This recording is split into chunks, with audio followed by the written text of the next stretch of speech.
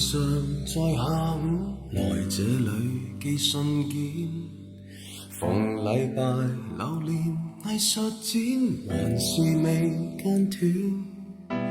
何以我來回巡邏遍，仍然和你擦肩，還仍然在各自宇宙錯過了春天，只差一點點即可以再會面，可惜偏偏剛剛擦過十遍，埋伏過孤單感更赤裸，總差一點點先可以再會面，彷彿應該一早見過，但直行直過，只差一個眼波將彼此錯過。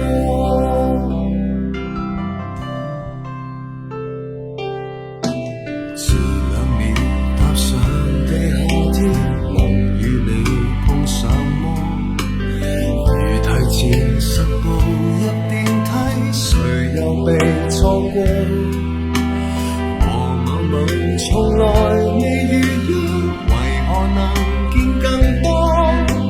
全城來撞你，但最後